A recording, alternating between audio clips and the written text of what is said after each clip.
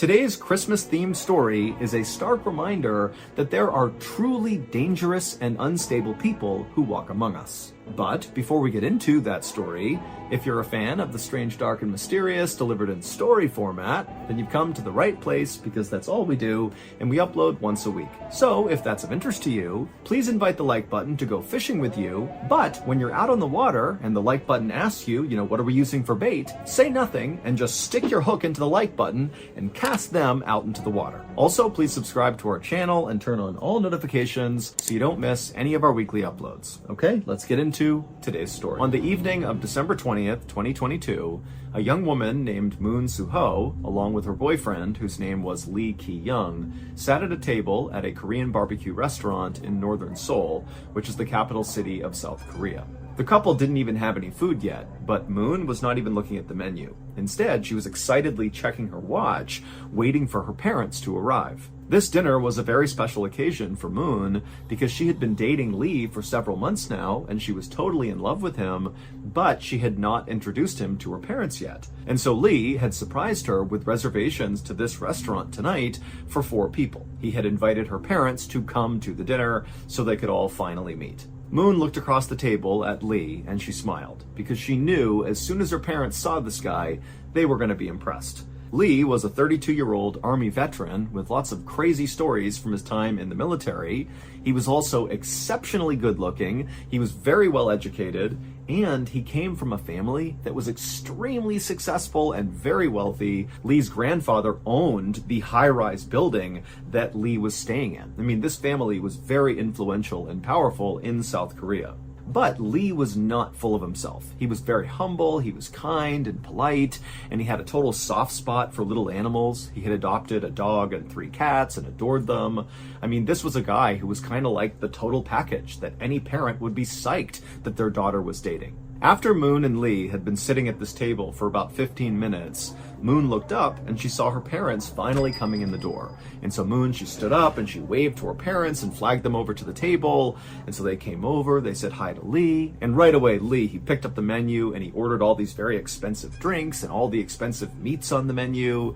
And then before long, Lee was chatting with Moon's father about his military service. And then Lee was talking to Moon's mother and showing her pictures of his dog and his 3 cats. And Moon, she was just sitting back enjoying watching this because she could see from her parents' facial expressions that they seemed to really like Lee too. And so this night was going as good as it could have. Moon and Lee and Moon's parents stayed at this restaurant for at least 2 hours, just enjoying each other's company and throwing back a lot of drinks and eating expensive food. And by the end of the night, when the parents got up to leave, they were like hugging Lee and slapping him on the back and telling him how great he was. And Lee was doing the same thing to the parents. It was like really they had hit it off. But after Moon's parents were gone, Moon and Lee, they left the restaurant too, and they began walking across the street towards the parking garage where Lee had parked. And right away, Moon could tell Lee was actually pretty drunk. She had not noticed it in the restaurant, but now she could see Lee was kind of stumbling a little bit. But Moon wasn't upset about this. If anything, she just thought, wow, he was so composed talking to my parents in there, despite obviously being drunk. He had just managed to mask it really, really well. But despite how impressed she was with her boyfriend, Moon didn't want Lee to drive them home. It seemed like that would be really unsafe to do because, again, obviously he is drunk. And so when Lee and Moon made it to Lee's car, Moon kind of gently told Lee, hey, why don't we leave your car here and just call a taxi and they can take us home safely. But when she said this, Lee took it as if Moon was criticizing him for being too drunk. And he felt really offended because in his mind, he had just put on this great date and made this great first impression on Moon's parents. And here she is kind of nagging him. And so Lee just kind of blew his lid and the couple got in this horrible yelling fight in the parking garage, which ended with Lee telling Moon that their relationship was now over. And then Lee turned around and stormed off to hail a cab by himself. And after he was gone, Moon just stood there next to Lee's car being totally shocked at what had just happened. And then kind of in a daze, she went and hailed a cab herself and went home. And then she just laid in bed and cried until she went to sleep. But Moon was not heartbroken for long, because the next morning when Moon woke up, she heard a knock on the front door, and when she opened it up, there was a delivery guy with this huge, beautiful bouquet of roses for Moon. And so Moon took these roses and quickly found a card attached to the roses. She opened it up, and there was a letter from Lee saying, please accept these roses as a part of my apology. Last night didn't go so well. I'm really sorry. Please come to dinner with me tonight. Moon was so relieved to get this apology letter that she called Lee right away and said, you know what, I do forgive you. It's all water under the bridge. My parents, they loved you and they have no idea about that fight we had. So let's just put it behind us and just continue being boyfriend and girlfriend. And at this point, it was Lee's turn to be totally relieved because he didn't know if Moon would want him back. But they were back together, and that night they went out for a fancy dinner together, and then also Lee had booked a very fancy hotel room that night for them to stay in. And this is really how their relationship went for the next couple of days. Basically, Lee would take Moon out shopping anywhere she wanted to go. They went to all the best restaurants and stayed in the best hotels. To Moon, it was obvious that Lee was really just continuing to shower her with gifts and praise and all these fun things to still try to make up for that big fight they got into, even though Moon really had forgiven him. And at some point, after several days of being treated like a princess by Lee, Moon finally told Lee, stop buying me stuff. It's fine. I totally forgive you. Everything is good. But Lee insisted that he be allowed to continue to spoil her. After all, it was the Christmas season, and she deserved to be spoiled around Christmas. So in South Korea, Christmas is celebrated a bit differently than it is in Western countries like America. In South Korea, Christmas is a big holiday, but it's really just a holiday for couples. It's not really a family occasion. So in South Korea, on Christmas, lots of couples will go out on these fancy dates. And so that's kind of how they celebrate Christmas. Whereas, in Western countries like America, it's all about family and waking up and getting presents from Santa Claus. So that's the difference. Western is family-centric, and in South Korea, it's very couple-centric. It's kind of like Valentine's Day in the winter.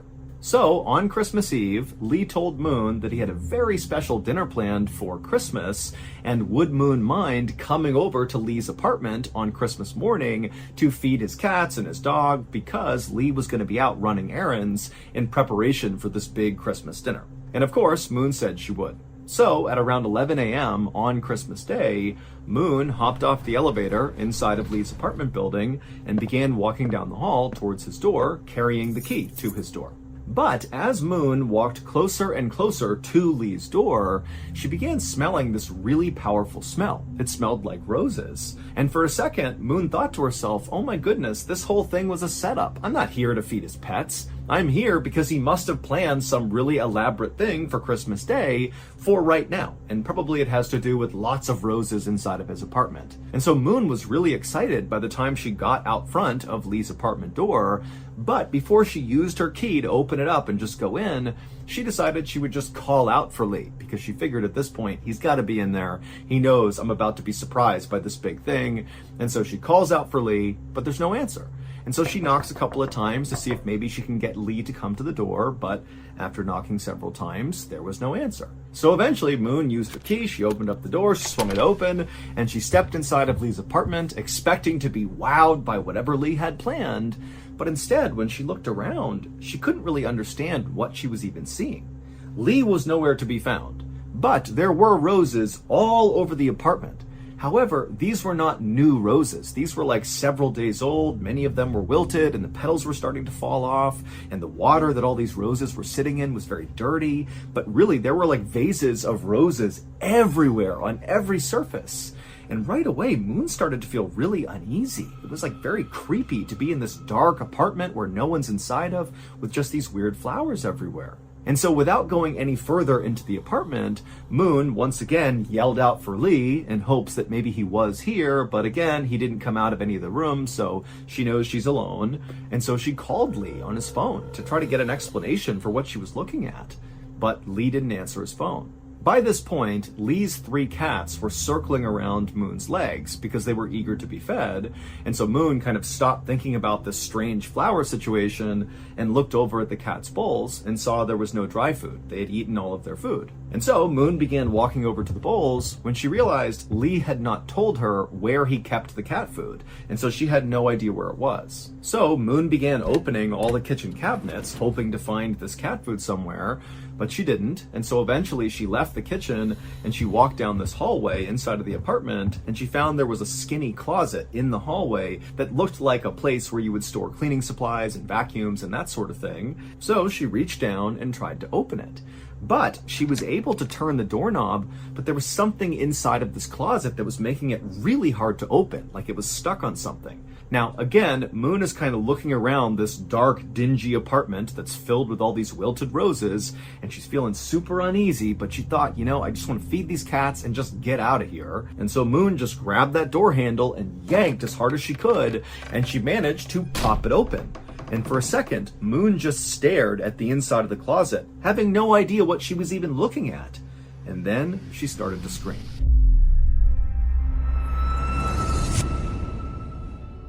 One of the most terrifying places in the entire world is a place called Skinwalker Ranch in Utah. There have been so many unexplained occurrences on this property that government agencies have been sent to this ranch to basically do an investigation, and a lot of what they found is classified. I actually covered the Skinwalker Ranch story early on in my YouTube career, but the reason I covered it is because I watched another video, which was way better than mine, about Skinwalker Ranch, and it was by my favorite YouTube channel by far back then and still today, and that is, of course, Bedtime Stories. Their coverage of Skinwalker Ranch is terrifying. The scene where one of these things is outside the door of this house and they're tapping on the walls, it's like the most unsettling thing I've ever seen on YouTube. And if you don't know this by now, we, Mrballen Studios, were lucky enough to secure Bedtime Stories on our roster, and they now produce a weekly podcast where new episodes come out every single Wednesday. But this week, to celebrate Christmas, they're going to be releasing 3 new episodes, and they are all about Skinwalker Ranch. Also, stick around till the end of this video because we're going to play a sneak peek from one of those 3 episodes.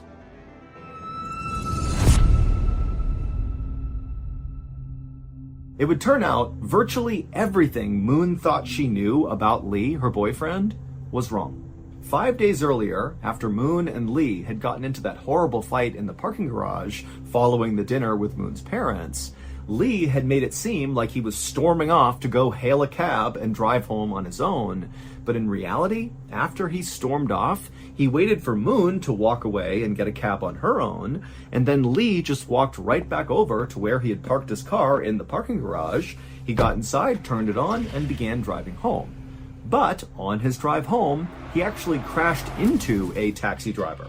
Now, neither Lee nor the taxi driver were harmed in this accident, and both cars were still drivable, but Lee actually had a really big problem with drinking and driving. 9 years earlier, in 2013, when Lee was serving in the military, he was put in military prison for drunk driving. And then after he got out of the military, he was arrested 2 more times for drunk driving in 2018 and 2019. And so even though this accident with the taxi driver was very minor, Lee did not want to go to police and report this accident because if officials got involved, they would see that Lee has this horrible history of drunk driving and he would get in way more trouble. And so Lee convinced the taxi driver to just allow him to pay him privately for the damages in order to avoid getting officials involved.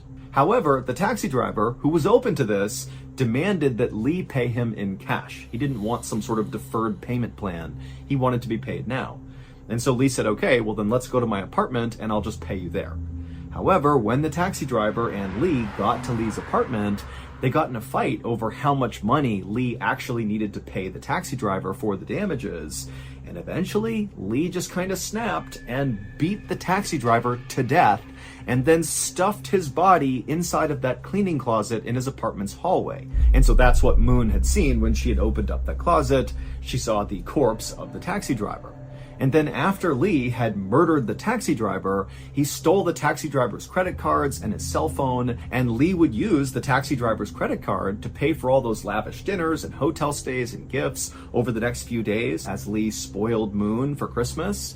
And also during that time, Lee was using the taxi driver's cell phone to send messages to the taxi driver's family to convince them that he was still alive. Also, Lee went out and bought a whole bunch of bouquets of roses and put them all over his apartment to try to mask the smell of the rotting corpse inside of his closet. But this murder and Lee's horrible drunk driving were not his only secrets. Lee claimed he was from this very wealthy, successful family that owned all these amazing high-rises in South Korea, but that was all a big lie. Lee was not from a very successful family. He did not have any money. He basically just borrowed money from family and friends and then lied about how he acquired the money, claiming he was this big, successful, wealthy guy. Also, when the police in South Korea began investigating the taxi driver's murder, they discovered that Lee's apartment was not even his. It belonged to his ex-girlfriend, who was a bartender in South Korea who was in her 50s. Also, Lee's beloved 3 cats and dog that he talked about all the time, about how much he loved them and cared for them, well, those weren't his either. Those were his ex-girlfriend's. And as police continued their investigation into the murder of this taxi driver, they would eventually find traces of Lee's ex-girlfriend's blood inside of Lee's apartment, so his ex-girlfriend's apartment. And they would discover that Lee had murdered his ex-girlfriend, stolen her apartment, stolen her pets, and even took her cell phone, and to this day had been sending messages to her family to try to convince them that she was still alive, even though nobody had seen her and had no idea what was going on with her. Lee was ultimately arrested for 2 counts of murder, and he would quickly admit that he did kill the taxi driver and his ex-girlfriend. However, by this point, police had located the cell phone of a missing woman amongst Lee's things, and so they became very suspicious that he might have had something to do with this 3rd woman's disappearance. However, to this day, Lee has denied having anything to do with this missing woman, and they still have no idea what happened to her, and so that case is kind of on hold. Despite how totally crazy this whole story sounds, the craziest part actually happened after Lee was arrested. Once Lee's crimes were being talked about all over the news, Lee became totally famous in South Korea because he was exceptionally good looking. On the news, they would play CCTV footage of Lee interacting with that taxi driver before he murdered him, and the only takeaway from lots of people in South Korea was, wow, this guy is so unbelievably attractive, he looks like an actor, not, here's a guy who's about to murder someone. In fact, Lee became so popular in South Korea for being so beautiful that there became a real fear that Lee's ex-girlfriend, Moon, would become a target in some way, that maybe Lee's fans would blame her for putting their beloved Lee in prison and they might try to attack her.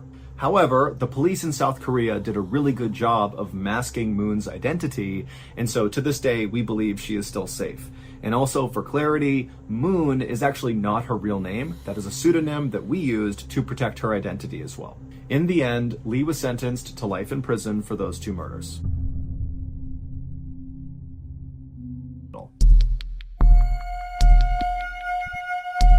On the morning of Friday, June 11th, 2021, in a suburb in the northwest of London, a man named David Klein woke up to his early morning alarm. David rolled out of bed, he got dressed, and he very carefully made his way downstairs to start getting ready for work. As David moved around this old brick house he was in, he was very careful not to make much noise because he didn't want to wake up his roommate, a 67-year-old widow named Deborah Chong. Deborah was technically David's landlord, but she didn't charge him any rent. The two had met in church, and when Deborah had learned that David didn't really have a place to live, she had immediately volunteered her house and told David to come live with her for free. David couldn't believe her generosity and immediately took her up on the offer. And then after he had moved in, he learned that he was far from the first person who Deborah had allowed to come and live in her house rent-free. It would turn out Deborah, whose late husband had given her a ton of money in his will, felt like it was her responsibility and her duty to use her ample resources to house people that were kind of down on their luck. She said it was her way of serving God. Also, David got the impression that Deborah just liked having people living with her in her home. It made her happy. But David would notice a distinct change in Deborah's personality around the time the COVID-19 pandemic started in early 2020. At that time, Deborah, like many other people, was very concerned about this global health crisis and wanted to learn more about what was happening and what could happen in the future.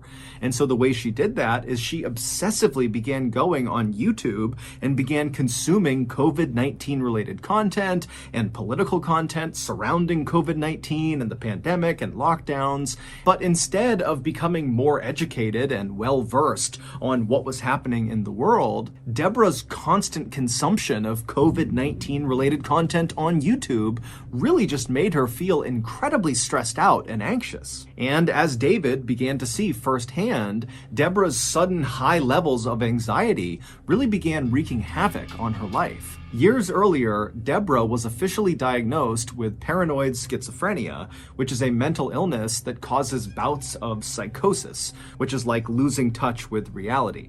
Now, pre-COVID, pre-pandemic, her symptoms were so mild that she basically led a totally normal life. But once the pandemic started and her YouTube quest for information caused that spike in stress and anxiety, it caused a spike in her symptoms. And so she began suffering from frequent and lengthy hallucinations and delusions. One time, David came home from work, and when he went inside the house, he found Deborah sitting at the kitchen table, diligently writing these handwritten letters to various British public figures.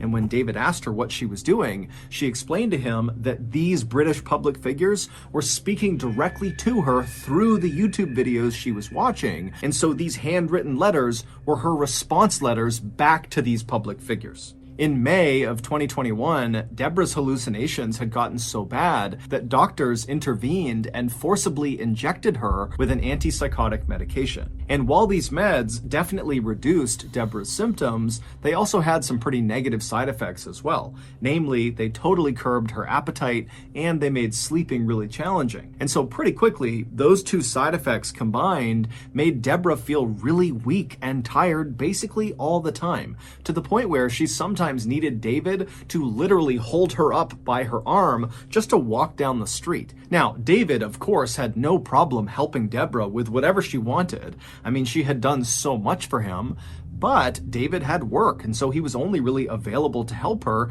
in the mornings and in the evenings during the week. And so he had actually spoken to Deborah about hiring a full-time caretaker that could live with her and just take care of her at the level she needed all the time. And Deborah was open to it. She actually called a company that offered that service, and they told her they would get someone out to her, but it would take some time before her caretaker was actually assigned to her.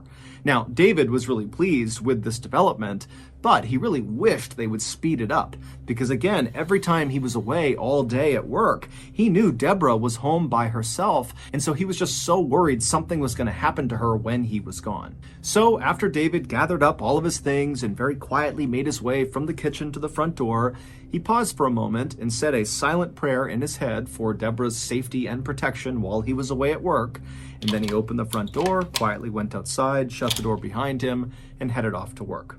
A few hours later, David came home from work, he went back inside of the house, and the first thing he did is he called out for Deborah. But Deborah didn't call back, and the house was very quiet, and so David took off his shoes and walked around the first floor, kind of calling out for Deborah as he walked, but again, there was no answer. And so after walking the whole first floor and not finding her, he yelled one more time really loudly, "Hey, Deborah, are you here?" And after hearing nothing, he pulled out his phone and he called Deborah. And as the phone was ringing, he could hear Deborah's phone ringing upstairs. And so he thought, okay, maybe Deborah is upstairs, she fell asleep, and her phone's just next to her on the bed. And so with David's phone still calling Deborah's phone, David began walking upstairs. And when he got to the top of the stairs, he just followed the sound of Deborah's ringing phone into her bedroom. And when he went in there, Deborah was not in there. Her phone was though, and so were her glasses. They were both just sitting on the bed. Those were two items that Deborah would bring with her anywhere she went. And so trying not to panic, David called out a few more times for Deborah, but again, there was no answer. And so after quickly searching her bedroom and not finding her, he searched all the other rooms upstairs, but again, she just was not there. She was not in the house. And so David began calling and texting friends from church and other people that knew Deborah to see if anybody had heard from her or knew where she was. But no one did, and the only people who had recently talked to her said she was totally incoherent, talking about spirits and demons and the destruction of all mankind. And so, believing Deborah must be suffering from a schizophrenic hallucination somewhere out in the city, David picked up his phone again and he called the police.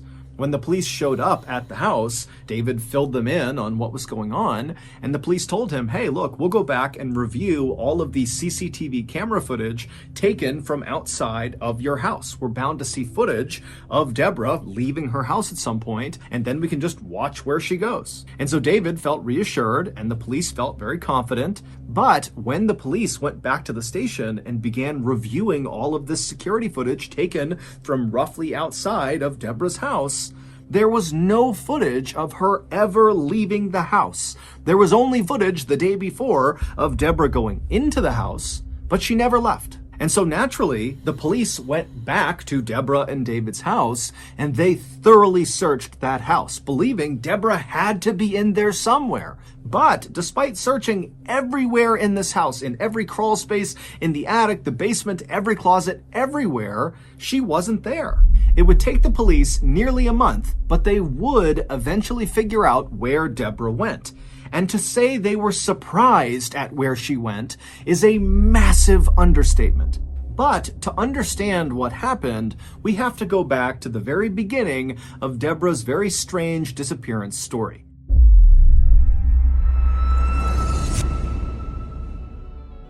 Last weekend, I looked over and I saw old Seagull Lung sitting at his miniature 1999 era G3 iMac, and I couldn't help but notice he was looking a little downtrodden. And when I saw what he was doing on his iMac, I knew why. He was hitting refresh over and over and over again on his MySpace page, and it wasn't changing the numbers. Old Lung hasn't had a view on his MySpace page since 2010. To cheer him up, I decided I would purchase a MySpace view bot and flood his page with tens of views. So I ran over to my windmill-powered laptop and began slapping away at the keys to navigate to an online vendor that sold MySpace view bots. However, as soon as I clicked on the link, this website is a virus, not an online vendor for MySpaceViewbots.com, I knew I had made a terrible mistake. Unbelievably, that website was riddled with malware, and so immediately my windmill-powered laptop caught on fire and then exploded, sending shrapnel raining down on me. Luckily, old Lung was in the other room and he heard the commotion,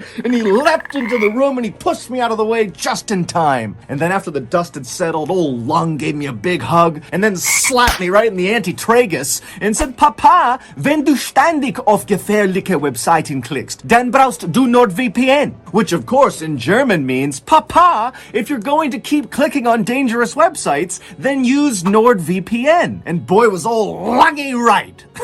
A VPN, or virtual private network, is a service that keeps you safe when you browse the internet. And NordVPN is the brand name in the VPN space. Not only will NordVPN keep your data safely behind their wall of next-generation encryption, but also, most importantly, they will block malware hosting websites and annoying pop-up ads and botnet control. So, if your online shopping seems to always turn into explosions and other various catastrophes caused by malware-hosted websites, then you need to take old Lungy's advice too and sign up for NordVPN today. Right now, you can sign up for a 2-year plan at a huge discount, plus get 4 additional months for free when you go to nordvpn.com/Mrballen. And it's risk-free with Nord's 30-day money-back guarantee. That's nordvpn.com/Mrballen, or click the link in the description below. Okay, back to the story.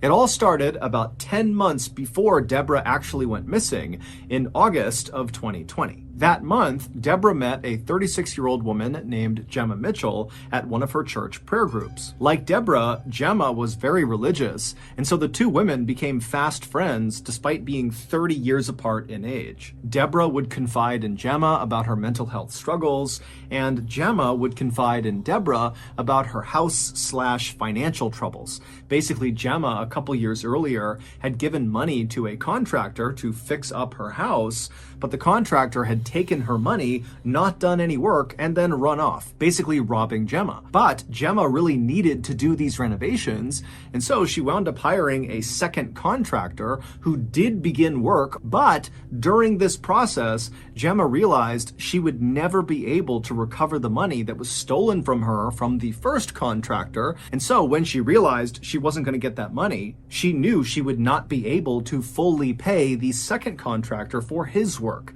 And so when the second contractor found out he was not going to get paid, he stopped work immediately, despite the fact that there was no working heat in Gemma's house and there was a huge hole in her roof. But Gemma had no way to fix this, and so she and her mom were just living in this house that was just totally freezing all the time. Deborah had been so moved by Gemma's situation that very quickly after meeting her, she offered £200,000 to Gemma to finish the renovations on her house under the condition that one room in Gemma's new house would be solely dedicated to Christian ministry. Gemma was overwhelmed with gratitude. She could not believe that Deborah was willing to do this for her. And so, of course, she agreed to her terms without any hesitation. After that, the two women began texting all the time about this renovation project. Deborah would suggest paint colors and different things to do with the inside of the house, and Gemma would text updates about the different contractors she had talked to who could do pieces of the renovation. Deborah was always inviting Gemma over to her house, and she even began referring to Gemma as her sister. And Gemma loved it because Gemma actually had always wanted to be much closer with her own biological sister, but they had kind of drifted apart. And so for Gemma, Deborah really did feel like the sister she was supposed to have. But their relationship was about to change drastically. In May of 2021, so 8 months after the two women met for the first time, and 1 month before Deborah would vanish, Deborah was forcibly injected with that antipsychotic medication in order to combat her paranoid schizophrenia. And right after Deborah got this injection, she began treating Gemma totally differently. She basically stopped communicating altogether with Gemma, and then in the rare times she would text Gemma, it was just to berate her about being a hoarder or being too messy and sloppy. Gemma didn't really know what to make of her friend's new behavior, but she knew, Deborah was going through a really tough time, and so Gemma just kind of took the abuse and didn't say anything. When Gemma did try to talk to Deborah by asking about the renovation project, which was quickly approaching on the horizon, Deborah would tell Gemma not to talk about it, that it was too stressful and just don't bring it up again. And then one day, Deborah just called Gemma out of the blue and said, "I'm not funding the renovation anymore, it's over, you're on your own." Gemma felt totally devastated and pleaded with Deborah to please reconsider. But Deborah was not about to change her mind, and in fact, on this call, she would tell Gemma, hey, you should just sell your house. And in fact, until you sell your house, don't contact me. And then Deborah hung up. Gemma didn't know what to do. She felt like she really could not sell her house because it was kind of like a family heirloom that had been passed down for generations, and so it just felt wrong to sell it. But on the other hand, without help, she would never have enough money to fix the house up. And so she was totally stuck, and she felt like her only option was to go to Deborah and have one more conversation and just really plead her case and see if maybe there was some chance Deborah would change her mind. So, on the morning of June 11th, 2021, so this is the day that Deborah goes missing, Gemma showed up on Deborah's porch and rang her doorbell. She arrived just after David had left for work. A few moments later, Deborah slowly made her way to the door. She opened it up. She saw Gemma out there and asked, what's going on? And Gemma just very politely said, "Would you please let me come in? And can we just talk one more time about the renovation?" And Deborah, who was not very enthused at the idea of having this conversation, said, "You know what? Okay, come on in." And so Gemma would go inside and the two women would go sit down and they'd exchange some pleasantries. And then at some point when there was a break in the conversation, Gemma brought up the renovation. She had actually written out this whole speech about how incredible Deborah was and how these renovations, if they went through with them, would mean so much to her, Gemma, and her family. But as Gemma is going through this pitch, Deborah just cuts her off and says, "Gemma, I'm sorry, but my decision is final. I am not paying for the renovation. I'm sorry." A little while later, both Gemma and Deborah would leave Deborah's house. And there actually is CCTV footage that shows the pair walking on Deborah's street right outside of her house. However, the reason the police did not flag this footage when they first were scanning all of that footage to figure out where Deborah went is because when you watch the footage of the two women together, it actually only looks like one person. It looks like Gemma. But Gemma is wheeling a huge suitcase right behind her, and as it would turn out, Deborah was inside of it. It's assumed that after Deborah was forcibly given that antipsychotic medication for her paranoid schizophrenia, that it really leveled her out. She was suddenly thinking very clearly for the first time in months. And in this clear state of mind, it's believed she realized the 200,000-pound gift she was giving to Gemma, someone she barely knew, was a bad decision. And so she just wanted to back out of it. And so, back inside of Deborah's house, when Deborah and Gemma are sitting there, and Gemma is doing her speech to try to convince Deborah to change her mind, and Deborah is saying, no, my final answer is no, it's over, that's when Gemma snapped. She grabbed a blunt object, we don't know what it was, and she smashed Deborah right over the skull and fractured her skull, causing Deborah to fall unconscious and slump onto the floor. And then Gemma leapt on top of Deborah's unconscious body. Gemma pulled out a knife and cut Deborah's head off. And then afterward, Gemma cleaned up all the blood in the house and then stuffed Deborah's body and head into that big suitcase. And then after Gemma stole several legal documents and a copy of Deborah's will, she walked out of Deborah's house with Deborah in the suitcase behind her. Gemma would walk with Deborah all the way back to her house, and then she would leave the suitcase, with Deborah still inside of it, in her backyard. She would just leave it there for 2 weeks, and then after those 2 weeks, Gemma would take the suitcase again, still with Deborah's body inside of it, and transport it 250 miles away to a seaside town where she would dump it. And in that seaside town, some vacationers would discover Deborah's body and call it in to the police. On July 6th, 2021, police would arrest Gemma on suspicion of murder. When they arrested her, they showed up at her house and used a battering ram to smash in her front door. And then when the door finally literally smashed open, Gemma was just standing there waiting for the police as if she knew this was going to happen and she's just waiting to be taken away. When the police would actually go into Deborah's house and search it, they would find a fake copy of Deborah's will where all of Deborah's estate was handed over to Gemma and Gemma's mother. In October of 2022, Gemma was found guilty of murder and sentenced to life in prison with a minimum term of 34 years. To this day, Gemma insists she did not kill Deborah.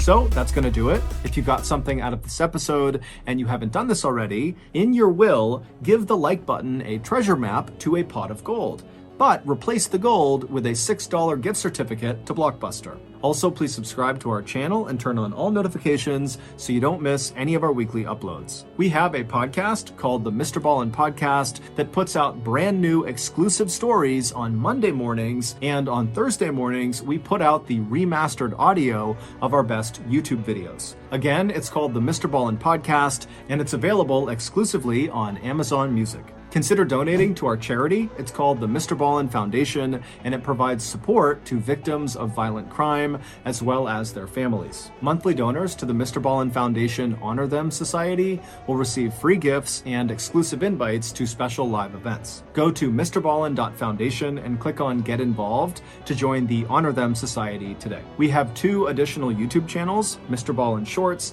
and Mrballen en Espanol. We put out near daily content on TikTok, Facebook, and Snapchat. All of those pages are just called Mrballen. If you want to get in touch with me, please follow me on any major social media platform and then send me a direct message. My username is just @Mrballen, and I really do read the majority of my DMs. Check out our merch at shopmrballen.com, and if you have a story suggestion, please submit it to our subreddit just called Mrballen. It's linked in the description below. So, whether I see you on Twitter, Instagram, TikTok, Reddit, YouTube, Facebook, other YouTube channels, the podcast, wherever, just know that I really appreciate your support. And until next time, that's going to do it. See ya.